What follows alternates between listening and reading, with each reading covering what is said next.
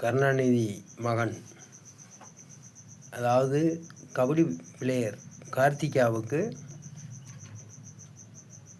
5 கோடி ரூபா கொடுக்க வேண்டும். கொடுக்க தவறினால் 8/12/2025 தேதியன்று வாய்தா இருக்குது. மதுரை கோர்ட்டில், மதுரை கலெக்டர் ஆஃபீஸில் படிக்கிற பிள்ளைகளுக்கு சம்பளம் கொடுக்க வேண்டும், படிக்கிற பிள்ளைகளுக்கு சம்பளம் கொடுக்க வேண்டும் என்று மனு கொடுத்துருக்கிறேன். இந்த பத்திரத்தை 6ATJ நீதிபதி அவர்கள் 8/12 வாய்தாவில் வாங்க வேண்டும். உலக வரலாற்றில் கபடி பிளேயர் கார்த்திகாவை அழைத்து மதுரைக்கு சிறப்பு விருந்தினராக அழைத்து இந்த மதுரை மாவட்டத்து மாணவ மாணவிகளுக்கு, படிக்கிற மாணவ மாணவிகளுக்கு சம்பளம், 10, 11, 12 படித்தவங்களுக்கு வேலை வாய்ப்பு. இந்த நிகழ்ச்சிக்கு சிறப்பு விருந்தினராக கபடி பிளேயர் கார்த்திகாவை கண்ணகி நகர்லேருந்து மதுரைக்கு அழைக்க இருக்கிறேன். POJ Pandi scientist. உலகம் தோன்றிய காலத்திலிருந்து இன்று வரைக்கும் படிப்பதற்கு ஃபீஸ் கட்டியிருக்காங்க. ஆனால் படிப்பதற்கு யாரும் சம்பளம் கொடுத்தது கிடையாது. ஜெயபாண்டி தான் முதல் முறையாக உலகத்தில் எந்த ஒரு வல்லரசு நாடும் செய்யாத விஷயத்தை ஜெயபாண்டி சயின்டிஸ்ட்டு படிக்கிற நாளை வேலை பார்க்கக்கூடிய நாளாக கருதி அந்த மாணவ மாணவிகளுக்கு சம்பளம் கொடுக்க வேண்டும். மாணவ மாணவிகள் 1ஆம் வகுப்புலேருந்து 12ஆம் வகுப்பு வரைக்கும் படிக்கிறாங்க. அவங்கள் கொத்தடிமைகள் இல்லை, பண்ணக்காரர்கள் இல்லை. அதாவது பண்ணக்காரர்கள்னால் சோத்துக்காக வேலை செய்வார்கள். அவர்கள் பேர் பண்ணக்காரர்கள் பெயர். பண்ணைக்கு இருக்காருங்க பெரிய வீட்டில் அப்படின்னு சொல்லுவாங்க. அது மாதிரி ஸ்கூலில் 1ஆம் வகுப்புலேருந்து 12ஆம் வகுப்பு வரைக்கும் சும்மா படிச்சுட்டு வெறும் ஒன்றுக்கும் உதவாத, அதாவது அடமானம் வைக்கக்கூட உதவாத சர்டிஃபிகேட்டை வாங்கி அதை வீட்டில் வைத்து நம்ம ஒரு தொழில் தொடங்கணும் என்றாலும் அந்த தொழில் தொடங்குவதற்கு கூட லோன் வாங்குவதற்கு அந்த சர்டிஃபிகேட்டு உதவ மாட்டுது.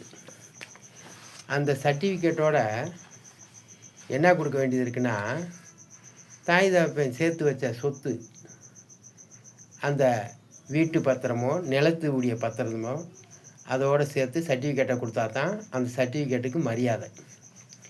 ஆனால் 1ஆம் வகுப்புலேருந்து சம்பளம் கொடுத்துருந்தாங்கன்னா அந்த மாணவிகள் படித்து முடித்த உடனே 7,02,000 ரூபா சம்பளம் வருது. அதாவது 1ஆம் வகுப்பில் 25 ரூபா சம்பளம்னு வச்சுக்கோங்க. 2ஆம் வகுப்புக்கு 50 ரூபா சம்பளம், 3ஆம் வகுப்புக்கு 75 ரூபா சம்பளம். அப்படின்னும் போது 12 வருஷம் முடித்த உடனே அவங்களுக்கு 7,02,000 ரூபா அவங்களுக்கு கிடைக்குதுன்னும் போது அவங்க இலவச லேப்டாப்பு கொடுத்தாங்களே, அதை இந்த 7,02,000 ரூபாயில் வாங்கிக்கிடுவாங்க. இலவசமாக செல்ஃபோன் கொடுக்குறாங்கள, இலவசமாக டிவி கொடுக்குறாங்கள, இலவசமாக திருமண உதவின்னு 10,000 ரூபா கொடுக்குறாங்கள, அதெல்லாம் இந்த 7,02,000 ரூபாயில் அவங்க சரி செய்துக்கிடுவாங்க மாணவ மாணவிகள். அதனால் உலகத்திலேயே ஜெயபாண்டி சயின்டிஸ்ட்டு என்ன கொடுக்க போகிறேன், படிக்கிற பிள்ளைகளுக்கு படிக்கிற நாளை வேலை பார்த்த நாளாக கருதி சம்பளம் கொடுக்க போகிறேன். இதை தமிழ்நாட்டு முதலமைச்சர் கார்த்திகா கபடி பிளேயருக்கு 5 கோடி ரூபா கொடுக்க வேண்டும். அப்படி கொடுக்க தவறினால் 8/12க்குள்ளே என்னுடைய வாய்தா வர்றதுலேயே கொடுக்க தவறினால் ஜெயபாண்டி சயின்டிஸ்ட்டு மதுரையில் உள்ள மாணவ மாணவிகளுக்கு படிக்கிற பிள்ளைகளுக்கு சம்பளம் கொடுக்க போகிறேன். 10, 11, 12 படித்தவங்களுக்கு வேலை வாய்ப்பு கொடுக்க போகிறேன். அதே மாதிரி சென்னையில் படிக்கக்கூடிய மாணவ மாணவிகளுக்கு முதலமைச்சர் ஸ்டாலின் 8ஆம் தேதி 12ஆம் மாதத்துலேருந்து 75 நாளைக்குள்ள சென்னையில் உள்ள மாணவ மாணவிகளுக்கு படிக்கிறவங்களுக்கு சம்பளம் கொடுக்க வேண்டும். இல்லைங்க முதலமைச்சராகிய நான்லாம் கொடுக்க முடியாது அப்படின்னு சொன்னால் கார்த்தியா மாணவிக்கு 5 லட்ச ரூபா கொடுத்துட்டு ஒதுங்கிக்கலாம். ஒரு படிப்பறிவு இல்லாத ஜெயபாண்டி சயின்டிஸ்ட்டு அந்த மாணவ மாணவிகளுக்கு பாருங்கள், ஒன்றாம் வகுப்பு படிக்கிறாங்கள, ஒன்றாம் வகுப்பு படிக்கிறவங்களுக்கு ஒரு நாள் ஒன்றுக்கு எவ்வளோ சம்பளம்? ஒரு நாள் ஒன்றுக்கு கவனித்து பாருங்கள், ஒரு நாள் ஒன்றுக்கு 25 ரூபா சம்பளம். அப்போ மாதத்துக்கு 750 ரூபா சம்பளம். அதே இது 12 மாதத்துக்கு 9000 ரூபா ஒன்றாம் வகுப்பு மாணவனுக்கு சம்பளம். 2ஆம் வகுப்பு மாணவனுக்கு ஒரு நாள் ஒன்றுக்கு 50 ரூபா சம்பளம். இந்த சம்பளம் ஒரு கண்டுபிடிப்பு மூலமாக தான் எல்லோருக்கும் கொடுக்குறேன். இந்த 50 ரூபா சம்பளம் வாங்குறவன் மாதத்துக்கு 1500 ரூபா ஆகுது. அப்போ 12 மாதத்துக்கு, ஒரு வருஷத்துக்கு எவ்வளோ ஆகுது? 18000 ரூபா ஆகுது. அதே மாதிரி 3ஆம் வகுப்பு மாணவனுக்கு 75 ரூபா ஒரு நாள் ஒன்றுக்கு சம்பளம். அப்போ 75 ரூபாய்னா ஒரு மாதத்துக்கு 2500 ரூபா சம்பளம். எப்படி? ஒரு மாதத்துக்கு 2250 ரூபா, 2250 ரூபா சம்பளம். 12 மாதத்துக்கு 27000 ரூபா சம்பளம் அவனுக்கு கிடைக்குது. இப்படி கூட்டிக்கிட்டே வந்தோம்னா நீங்கள் 12வது முடிக்கிறீங்கள, 12வது முடிக்கும்போது 12வதுல உங்களுக்கு எவ்வளோ சம்பளம்? 300 ரூபா மாதம். 12வது படிக்கிறவங்களுக்கு எவ்வளவு? ஒரு நாள் ஒன்றுக்கு 300 ரூபா. அப்போ அந்த 300 ரூபா வந்து கணக்கு பண்ணி இப்படியே பார்த்துக்கிட்டே வரணும் நீங்கள், சரிங்களா? அப்போ அது மொத்த டோட்டல் இங்கே வரும்போது உங்களுக்கு சம்பளம் எவ்வளோ வருது? 7,02,000 ரூபா, 7,02,000 ரூபா சம்பளம் வருது. நான் அந்த வாய் கொஞ்சம் திக்குனதுனால 7,02,000 ரூபா கொடுக்கணும். அப்போ 12வது படித்தவங்களுக்கு என்ன கொடுக்கணும்? 12வது படித்து முடித்த உடனே, 11வது படித்து முடித்த உடனே, 10வது படித்து முடித்த உடனே இதை தொகையை கொடுத்து வீட்டுக்கு அனுப்ப வேண்டும். அதுக்கு பேர் தான் நல்ல கல்வியாக இருக்கும், அது தொழில் கல்வியாகவும் இருக்கும். தமிழ்நாட்டு முதலமைச்சர் இதை செய்ய வழி இல்லை. நான் ஒரு பிச்சைக்கார முதலமைச்சர் என்றால் மரியாதையாக கார்த்திகா கபடி பிளேயர் மாணவிக்கு 5 கோடி ரூபாயை கொடுத்துட்டு, இப்போது நான் கொடுக்குறேன், உலகத்தில் எவனும் கொடுக்காத, அதாவது இதை படிச்சுக்குங்க, இது 2வது கையெழுத்துது. நான் கையெழுத்து போட்டு ரேக வச்சு மதுரை கலெக்டர் 6 அடித்தேன். நீதிபதி 8/12 வாய்தாவில் உத்தரவிட வேண்டும். 8/12/2025 75 நாளைக்குள்ளே நான் அந்த வேலை வாய்ப்பை இருக்கிறேன். கொடுக்க தவறுனா நான் 1 கோடி ரூபா அவதாரம் கட்ட ஜெயபாண்டி தயார். இதில் நான் என்ன காமிக்கிறேன்னா, இப்போ பல கோடி ரூபா சம்பாதிக்கிறாங்க. ஒரு சில கோடியை செலவழித்து டம்மியான கபடி பிளேயரை சினிமா படத்து மூலமாக உருவாக்குறாங்க. மாரி செல்வராஜ் உருவாக்குறார். ஆனால் இந்த ரியல் இருக்கார்ல, இவர் இந்த மாணவிகளை உருவாக்கி ரியலாக உண்மையாக வெளிநாட்டில் போய் தங்கப்பதக்கம் வாங்குறாங்க. ஆனால் இதில் சினிமா மூலமாக தங்கப்பதக்கம் வாங்குறாரு.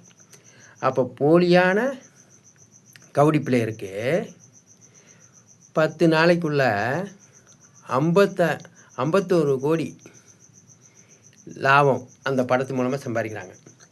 அப்போ போலியான கபடி பிளேயரை காமிச்சு மக்களிடம் டிக்கெட் வசூல் பண்ணி பணம் சம்பாதிக்கக்கூடிய டைரக்டர்கள், அந்த படத்தை ரிலீஸ் பண்ணி சம்பாதிக்கக்கூடியவர்கள்லாம் இந்த ரியல் கபடி பிளேயர்களுக்கு, அந்த கபடி பிளேயர்களை ட்ரைனிங் கொடுக்கக்கூடிய அந்த அந்த லீடருக்கும் நிதி உதவி கொடுக்கணும். எப்படி முதலமைச்சரை கொடுக்க சொல்கிறேன் பார்த்தீங்களா? அதே மாதிரி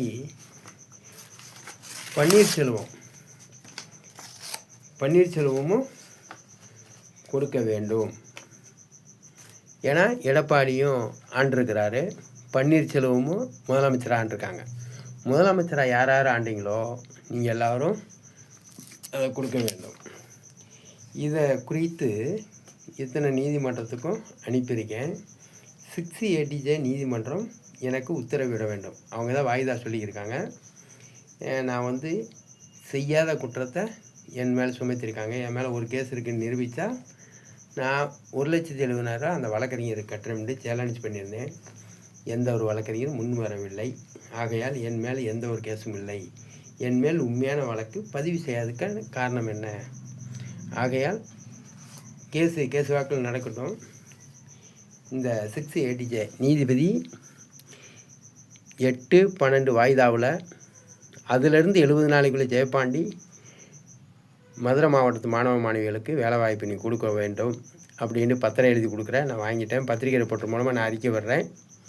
நீதிபதி ஆகிய நான் ஜெயபாண்டி 8/12 வாய்தாவில் இருந்து 75 நாளைக்குள்ளே மதுரை மாவட்டத்தில் உள்ள மாணவ மாணவிகளுக்கு படிக்கிற பிள்ளைக்கு சம்பளமும் 10, 11, 12 படிக்கிறவங்களுக்கு வேலை வாய்ப்பும் கொடுக்குறோம்னு ஜெயபாண்டி சொல்லியிருக்கான்.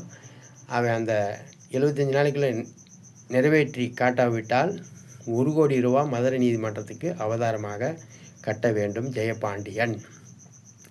அதேமாதிரி ஜெயபாண்டியனுடைய பத்திரத்தை வாங்காமல்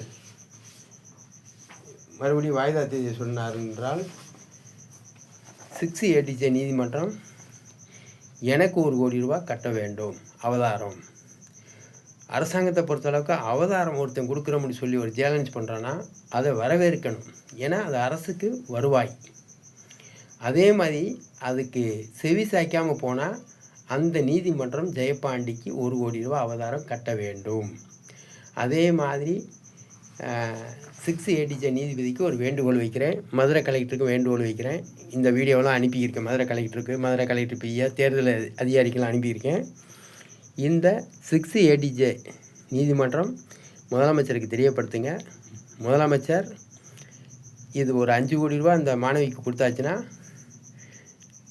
நான் மதுரையில் வேலைவாய்ப்பு கொடுக்க போகிறேன். அதே மாதிரி முதலமைச்சரும் கொடுக்கணும்னு சொல்ல மாட்டேன்.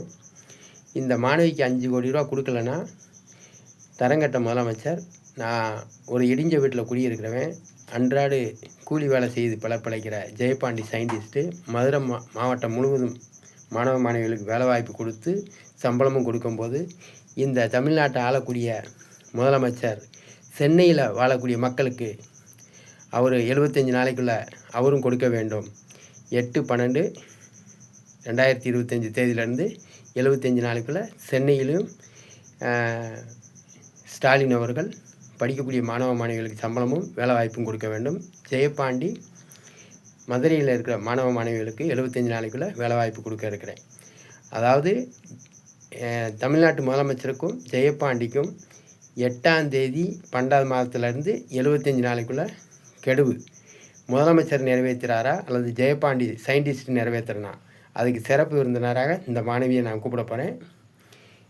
அந்த தலைமை தாங்க வச்சு அந்த நிகழ்ச்சியை நிறைவேற்றி காட்ட போகிறேன்.